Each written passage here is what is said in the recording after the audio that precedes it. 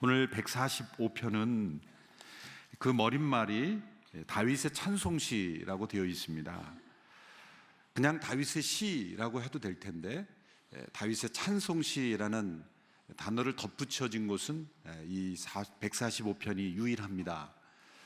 그것은 찬송시의 어떤 모범이다, 표준이다, 또 가장 바람직한 찬송이다, 그런 의미를 덧붙여 줄 수 있는 것이죠. 이 146편부터 150편까지를 보시면 모든 시편의 시작과 끝이 할렐루야로 되어 있습니다. 할렐루야로 시작해서 할렐루야로 끝납니다. 그래서 이 145편이 찬송시라고 하는 것은 앞으로 나오는 모든 이 찬송의 시편들의 서론이 역할을 하고 또 아주 중요한 내용을 보여주는 그러한 역할을 하는 시편이 되는 것이죠. 대개 찬송시라고 할지라도 어떤 간구나 또 혹은 어떤 교훈이 포함되어 있기 마련인데 145편에서는 거의 대부분이 다 하나님을 순수하게 찬양하는 그런 찬송으로만 구성되어 있습니다. 우리의 믿음의 생활, 우리의 기도 가운데 많은 기도의 제목이 있지만 먼저 하나님을 찬송하는 일에 우리의 많은 기도의 내용을 드린다면 하나님께서 때로 우리가 구하지 아니한 것, 또 꼭 필요한 것, 있어야 될 것은 다 하나님께서 알아서 챙겨주실 줄로 믿습니다. 이렇게 꼭 필요한 것을 가지가지 공책에 써가면서 내게 있어야 될 것은 빠짐없이 챙기면서 정말 하나님께서 베푸신 은혜를 빠짐없이 기록하면서 그렇게 챙겨서 하나님 앞에 찬송하는 일은 많지 않는 것 같아요. 그래서 간구 제목, 기도 제목 노트에는 빽빽하지만 찬송과 감사의 제목은 빈약하다면 물론 하나님은 그런 기도에 응답하시지만 더 하나님을 기쁘시게 하는 기도는 내 필요한 것, 구할 것 많은 것이 있지만 그것보다도 하나님을 순수하게 찬송하고 예배하고 그렇게 감사하는 그러한 일들을 먼저 앞서 더 많이 한다면 하나님께서 더 기뻐하시리라고 생각합니다. 그리고 그렇게 먼저 그의 나라와 그의 의를 구하는 모든 영혼들에게는 그 모든 것, 구하지 아니한 것까지 하나님께서 다 응답하시리라고 믿습니다. 이렇게 하나님을 영원토록 찬양하는 것. 그래서 제가 예전에도 그런 표현을 만들어서 썼죠. PhD, 이 PhD를 닥터 오브 필로소피 철학 박사 학위 아닙니까? 하나님 나라의 PhD는 Praise Him Daily, 매일매일 하나님을 찬양하는 것이다. 또 신학 박사를 그 THD라고 그러죠. 닥터 오브 세올로지. 하늘나라의 THD는 Thanks Him Daily, 매일매일 하나님께 감사하는 것이다 라고 하는 거예요. 하나님 나라의 BA 학위는 Born Again, 거듭난 그것이 학사학위 학위입니다. 하나님 나라의 백성으로 이렇게 매일매일 하나님을 찬송하고 감사하는 것이 정말 이 세상에서 우리의 신앙의 학위다라고 생각을 할 수 있습니다. 21절로 되어 있는 이 145편을 보면 알파벳 순서로 되어 있는, 예전에도 몇 편 그런 편이 나왔죠. 119편이 그렇고 여러 시편들이 우리나라로 말하자면 가나다라 마바사 그런 순서대로 기역, 니은, 디귿, 리을 이 순서대로 그 단어를 그 알파벳 음을 따서 만든 겁니다. 그러니까 언어의 제약이 분명히 있을 거예요. 그 많은 그런 자음 중에서 알파벳 중에서 거기에 맞는 그러한 단어로 시작한다는 것은 엄청난 언어적 제약을 가지고 들어가는 거죠. 그런 제약을 그 속에 묶어 놓음으로써 어떤 효과가 있습니까? 일단은 암송하기 쉬운 거죠. 우리가 기역, 니은 그러면 그 단어 속에 생각이 나기 때문에 암송하기 쉽게 만들어놓은, 그러므로 이렇게 알파벳 순서대로 만들어진 것일수록 중요한 것이다. 그리고 더 암송해야 된다, 또 반복해야 된다라는 것을 강조하기 위해서 그런 유형으로 기록했을 가능성이 높습니다. 그러므로 이 언어적 제약이 있지만 성령님께서 함께 하셔서 오히려 더 풍성하게, 더 시적인 기교뿐만 아니라 그 내용조차도 풍성하게, 우리말 성경 다른 번역에서는 느낄 수 없는 그런 풍성함이 담겨 있다는 것입니다. 오늘 본문 1절, 2절로 시작되는 말씀은 이 히브리 시편의 1, 2절 혹은 1절 혹은 2절이 대개 보면 전체의 내용을 포괄하는 선언과 같이 핵심 구절들이 다 1, 2절에 집중되어 있는 걸 알 수 있습니다. 1, 2절을 오늘 함께 읽겠습니다. 이 시간 시작.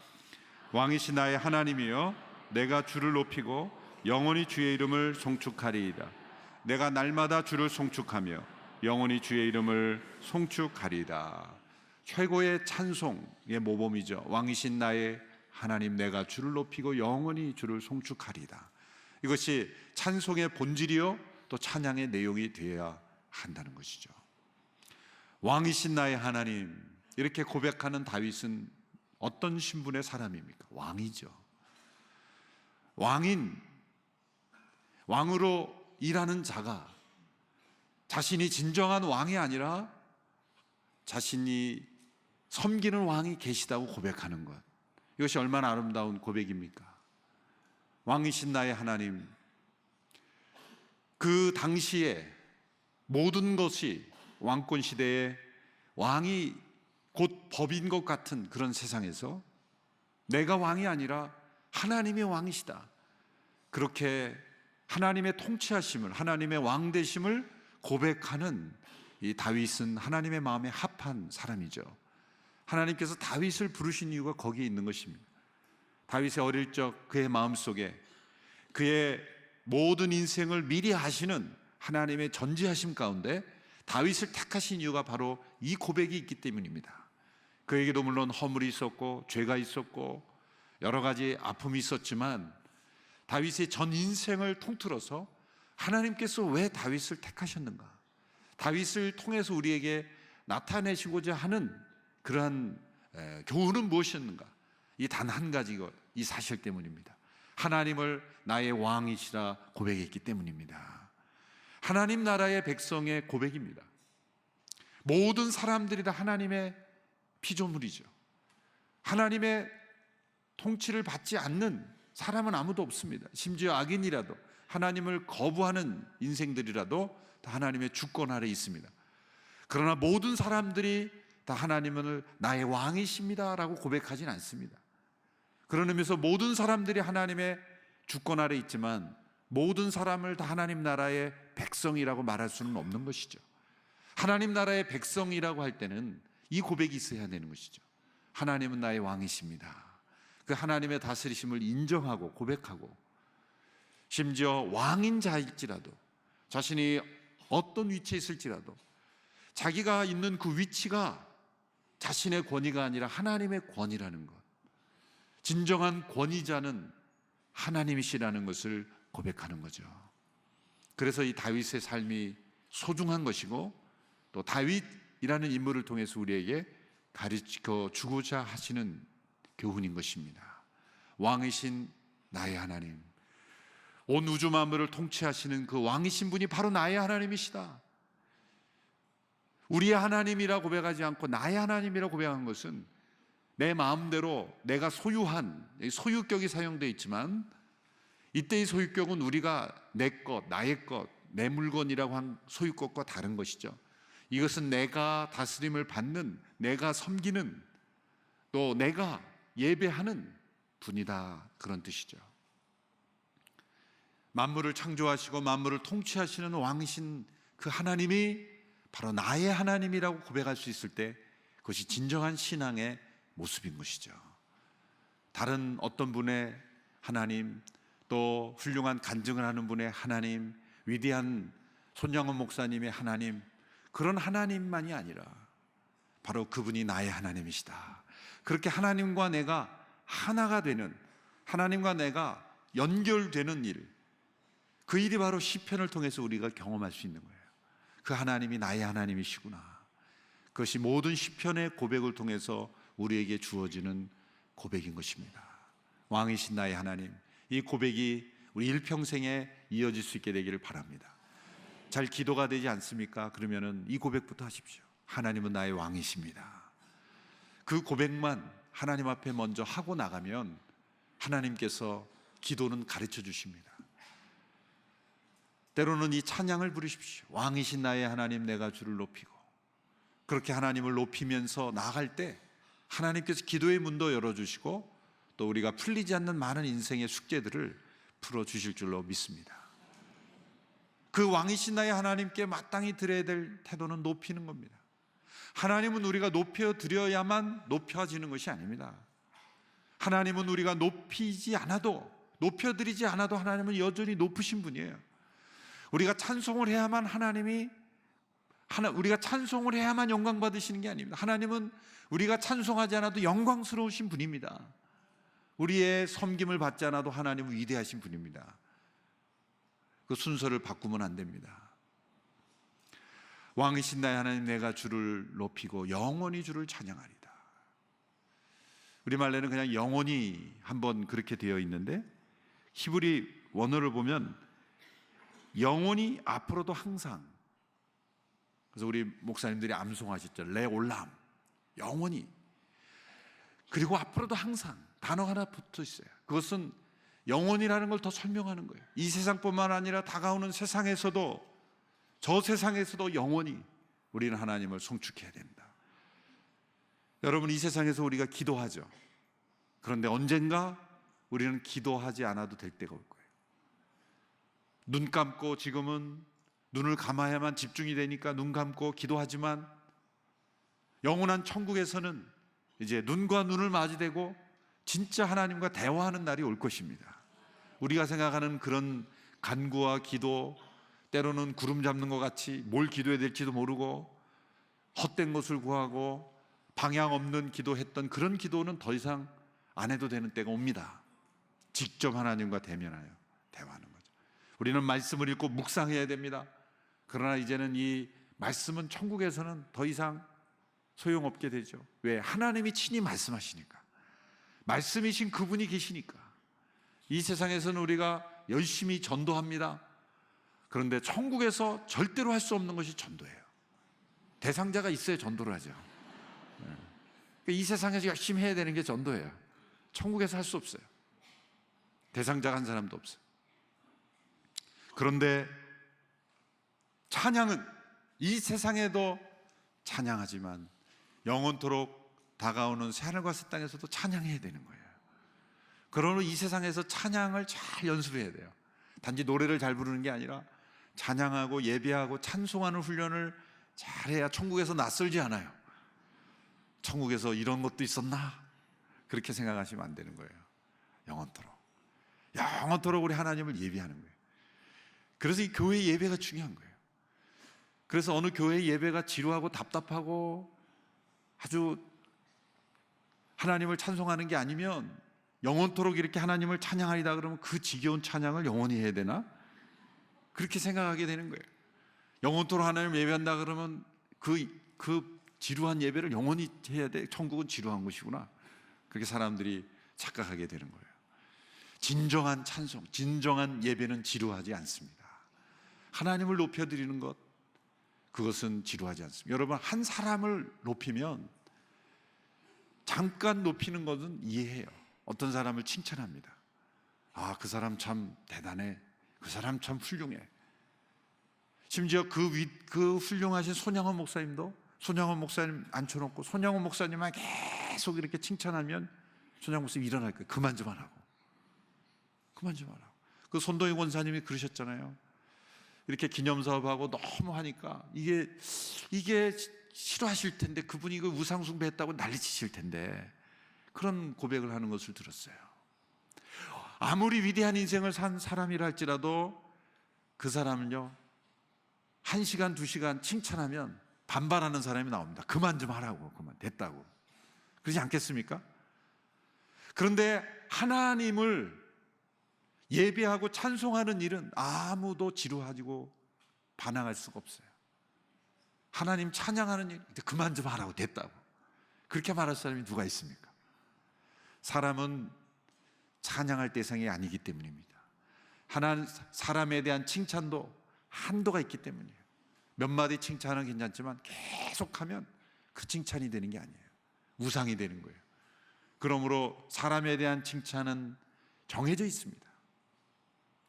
덕을 세우는 일, 겸손한 범위를 넘어서면 안 되는 거예요. 격려의 차원을 벗어나면 안 되는 거예요. 그러나 하나님에 대한 찬양과 찬송은, 찬양이라는 하나님을 칭찬하는 거다 이렇게 생각합니다. 감히 하나님을 칭찬합니까? 이 피조물된 인간들이 어떻게 하나님을 칭찬합니까? 그래서 찬양이라고 말씀드립니다. 그 하나님에 대한 찬양은 어제나 오늘 영원토록 계속되어도 당연한 일이고 우리에게 기쁨이 되는 일입니다. 사람을 높이면 마음에 시험이 들지만 하나님을 찬양, 우리 마음에 큰 기쁨이 옵니다. 그러므로 왕이신 나의 하나님을 높이고 영원토록 송축하는 우리 모두가 되기를 축원합니다. 이 시는 이제 3절 이하에서 그 왕이신 하나님을 영원히 송축해야 될 이유들을 설명하죠. 많은 이유들이 있습니다. 논리가 없어 보입니다. 그런데 두 가지 중요한 주제가 반복해서 읽다 보면 나타납니다. 그것이 뭐냐면, 첫째는 왕이신 하나님께서 이 세상을 통치하신 위대하신 하심을 찬양하고 있어요. 왕이신 하나님의 위대하심, 그분이 행하시니 얼마나 놀라운지, 얼마나 큰 일인지, 얼마나 광대하신지를, 하나님의 그 위대하심을 찬양하고 있어요. 두 번째 중요한 내용은 그 왕이신 하나님께서 모든 일에 은혜로, 긍휼로 이 세상을 통치하심을 찬양하고 있습니다. 이 두 가지 주제가 서로 교차적으로 반복되면서 나타나고 있습니다. 어떤 산문이나 논리적인 논문이 아니기 때문에 그런 글들은 단락이 분명해야죠. 이 단락에서 말하고 있는 주제, 또 그 다음 단락에서 말하고 있는 주제가 서로 혼합되면 잘못된 글들이죠. 근데 시는 그렇지 않습니다. 시의 자유로움은 앞서 말한 주제가 또 다음에서 또 나오고 또 나오고 또 나와도, 막 혼합되어서 나와도 거기에 보이지 않는, 산만한 것 같지만 보이지 않는 질서가 숨어 있는 것이 그 시의 느낌이죠. 그래서 주제를 보면 3절에서 6절까지를 보면 하나님의 위대하심을 찬양합니다. 하나님은 위대하시니 크게 찬양할 것이다. 그의 위대하심을 측량하지 못하리로다. 이러면서 6절까지, 6절에도 주의 위대하심을 선포하리다. 그렇게 하나님의 위대하심을 찬양합니다. 그런데 7절에서 9절까지 보면 하나님의 은혜로우심을 찬양합니다. 7절에 주의 크신 은혜를 기념하며, 또 8절에 여호와는 은혜로우시며 긍휼이 많으시며, 9절에 모든 것에 긍휼을 베푸시는도다. 하나님의 은혜로우심을 찬양합니다. 또 10절에서 13절에 보면 다시 하나님의 위대하심으로 갑니다. 10절에 여호와여 주께서 지으신 모든 것들이 주께 감사하며 주의 성도들이 송축하리이다. 그들이 주의 나라 영광을 말하며, 또 12절에 주의 업적과 주의 나라 위엄 있는 영광을 인생들에게 알게 하리다. 13절에 주의 나라는 영원한 나라이니 주의 통치는 대대에 이르리로다. 주의 나라의 영광, 주의 위엄과 주의 그 영광을, 주의 나라의 영광을 송축하면서 하나님의 위대하심을 찬양하고 있죠. 또 다시 14절로 가면은 하나님의 은혜를 다시 찬양하는 주제로 또 넘어옵니다. 14절을 보십시오. 여호와께서는 모두 넘어지는 자들을 붙드시며 비굴한 자를 일으키시는도다. 17절에 여호와께서는 그 모든 행위에 의로우시며 모든 일에 은혜로우시도다. 이렇게 하나님의 위대하심과 하나님의 은혜로우심을 교차적으로 반복해서 말씀하는 이유가 뭘까요? 이 두 가지가 연결되어 있다는 거예요. 지금 다윗은 이 찬송시에서 하나님의 위대하심을 노래할 때 천지를 창조하신 그 하나님의 위대하심을 노래할 수도 있었을 것이고, 또 만물을 공의로 심판하시고 다스리시는 하나님의 위대하심을 노래할 수도 있었을 텐데, 그 하나님의 많은 위대하심 가운데 가장 위대하심 중에 위대하심을 손꼽아서 노래한다면 은혜를 베푸시는 하나님이시라는 거예요. 긍휼을 베푸시는 그 하나님, 그 하나님의 위대하심을 노래하고 있는 거예요. 그러니까 성경이 우리에게 말씀하고 있는 것은 하나님이 왜 위대하신가? 그것은 만물을 다 통치하고 만물을 창조하시고 만물을 다스리는데, 그 하나님의 다스림 속에 가장 많은 부분은 하나님의 은혜로우심이라는, 노하기를 더디하시고 긍휼을 베푸시는데 더 힘쓰시는 하나님. 그래서 본문을 읽어보면요, 멸하시는 하나님은 한 구절 말합니다. 20절 마지막에 보면 여호와께서 자기를 사랑하시는 하는 자들은 다 보호하시고 악인들은 다 멸하시리로다. 사실은 얼마나 간단한 겁니다. 멸하면 그냥 멸하면 되는 거예요. 어떻게 멸한다는 걸 말할 필요가 없는 거예요.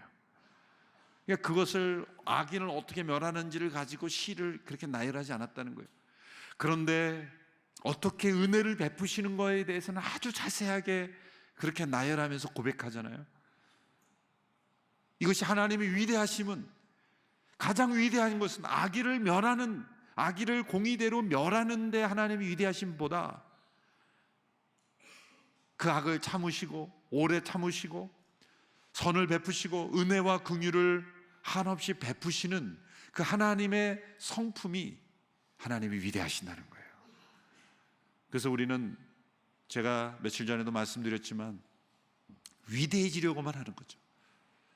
그런데 하나님의 위대하심이 어디서 나오는지를 알지 못하고 위대해지려고만 하기 때문에 문제가 되는 거예요. 하나님은 선하시기 때문에 위대하신 거예요. 그러므로 우리도 하나님의 선하심만을 닮아간다면, 이 은혜로우신 하나님의 성품을 닮아가려고 하면 하나님께서 위대하게 사용하시는 거예요. 내가 위대한 사람으로 인정받으려고 애쓸 필요가 없어요. 은혜를 베푸는 선한 인생으로 살아가면 하나님께서 우리를 위대하게 사용하시는 거예요. 먼저 하나님의 위대하심을 어떻게 찬양합니까? 3절에서 7절까지를 보면 간략간략하게 보시겠습니다. 여호와는 위대하시니 크게 찬양할 것이다. 큰 소리로 찬양하는 거죠. 또 4절에도 보면 주께서 행하시는 일을 크게 찬양하며, 이것은 물리적인 소리죠. 그냥 생각 속에 큰 소리가 아니라 큰 소리로. 여러분, 마음을 다하여 하나님의 위대하심을 찬양할 때는 그 하나님의 위대하신 만큼 우리의 목소리도 높아야 되지 않겠습니까? 주님의 높고 위대하심을 찬양할 때 작은 소리로, 주님의 높고 위대하심을 내 영혼이 찬양하네. 그렇게 작은 소리로 읊조려서야 그게 되겠습니까? 주님의 높고 위대하심을 내 영혼이 찬양합니다. 그렇게 큰 소리를 내야 조금 위대한 하나님께 가까이 가는 거 아니겠어요? 그래서 찬송은 아주 큰 소리로 불러야 돼요. 정말 그 모범 보여주신 김인중 목사님이죠. 음정은 안 맞는데도 얼마나 그렇게 열심히 그냥 큰 소리를 부르시는지. 입을 크게 벌리면서 찬양하라고. 정말 저는 아름다운 태도라고 생각을 해요. 큰 소리로 찬양할 때 조금 음이 틀려도, 잘 몰라도 열심히 입을 벌리는 게 중요해요. 하나님 앞에 입을 벌리는 것 자체가 찬양이에요. 옆에 분이 좀 피곤하다 그러면 조금 자제해야 되겠지만, 같이 크게 부르면 뭐 괜찮아요. 그래서 크게 불러야 되는 거예요. 옆에 좀 화음이 안 맞는 사람의 소리도 죽을 수 있도록 큰 소리로, 이렇게 큰 소리로 찬양할 수 있게 되기를 바랍니다. 크게. 그런데 또 작은 소리도 읊조리라고 돼 있어요. 여기 보세요. 5절에 보면 주의 존귀하고 영광스러운 위엄과 주의 귀한 일들 나는 작은 소리를 읊조리다. 이것은 홀로 하나님을 예배할 때 홀로 조용히 묵상하며 읊조리는 것도 있어야 돼요. 너무나 감동을 받을 때, 묵상할 때, 야, 하나님 대단하시네. 정말 하나님 대단하시구나. 그렇게 혼자말로 속삭이듯이 그렇게 하나님을 송축하는 것도 하나님 받으신다는 거예요. 무조건 커야 된다고 하지 않았죠. 하나님이 얼마나 이 균형이 있으신 분이에요. 큰 소리만 받으시고 작은 소리로 읊조린다면 목소리가 안 나오는 사람의 찬양은 안 받으신다는 게 아니죠. 우리는 큰 소리도 하나님을 찬송하고 예배되지만 홀로 조용히 묵상하며 그렇게 하나님을 읊조리며 묵상해요.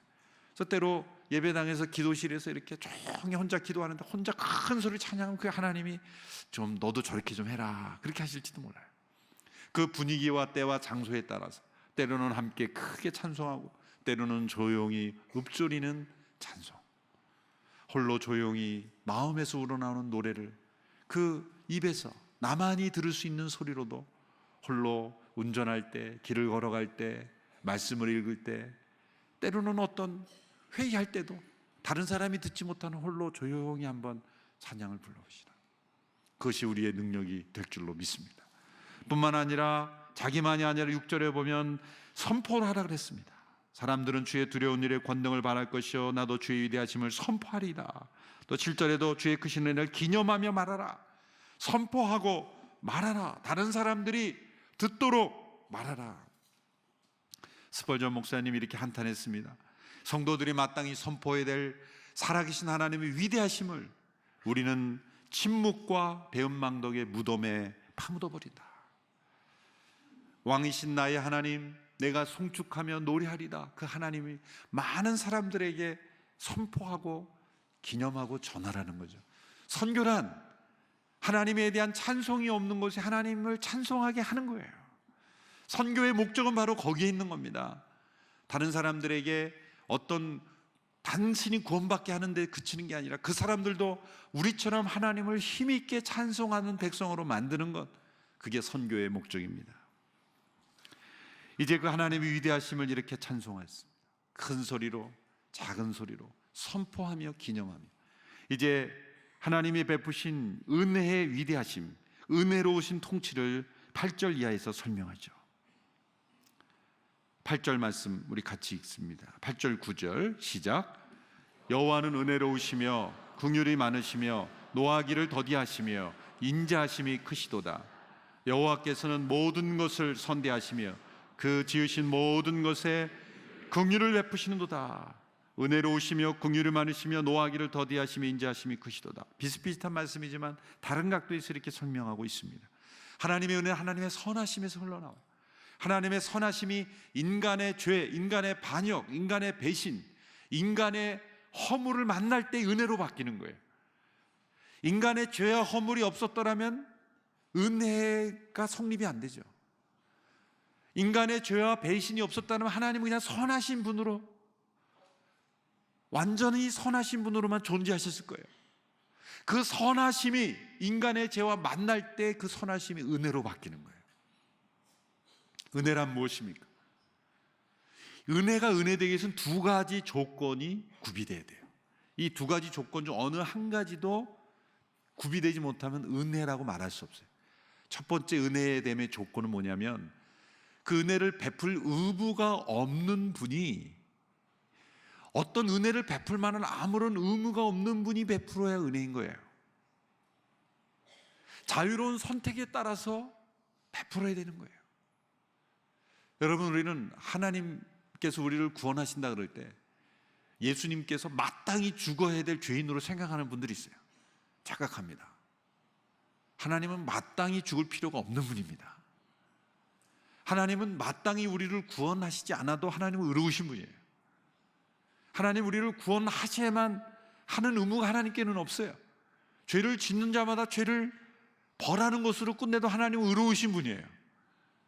인간을 구원해야만 하나님이 의로워지시는 분이 아닌 거예요. 거기서부터 우리는 출발해야 은혜의 개념을 정확하게 이해하는 거예요. 하나님 우리에게 빚진 게 아무도 없어요. 하나님이 우리를 죄악 가운데 건지지 않아도 하나님은 여전히 선하신 분이에요. 그런데 하나님은 그 선하심으로 죄악 가운데 우리를 구원하시기 때문에 하나님은 은혜로우신 분이 되시는 거예요. 선하실 뿐만 아니라 하나님은 은혜로우시고, 은혜로우실 뿐만 아니라 긍휼이 풍성하신 분. 여러분, 갚아야 될 것이 있는 것을 준 것은 은혜가 아니라 보상이죠. 무엇인가 의무감 때문에 하는 것은 은혜가 아닙니다. 그것을 마땅히 해야 되는 것이죠. 하나님은 우리를 사랑하시되 우리를 구원하시기로 결정하시고, 이것은 하나님의 선하신 그리고 자유로우신 결정에서 비롯된 것이에요. 어쩔 수 없어서 하신 것이 아니죠. 두 번째, 은혜가 은혜되기 위해서는 받을 자격이 없는 사람에게 베풀어지는 것입니다. 마땅히 행한 것에 대한 보응은 은혜가 아니죠. 보상은 은혜와 다릅니다. 은혜는 전혀 받을 자격이 없는 자, 주어질 필요가 없는 자, 그에게 주어지는 것이 은혜입니다. 우리의 구원이 하나님의 은혜인 것은 하나님께서 그 은혜를 베풀 의무가 없으심에도 불구하고 사랑이 넘치셔서 베푸신 것이고, 우리가 그 은혜를 받을 자격이 없음에도 불구하고 우리에게 베풀어졌기 때문에 은혜인 것입니다. 하나님의 은혜는 하나님의 은혜를 거절하는 자에게까지 넘치는 은혜입니다. 그래서 노하기를 더디하시는 거예요.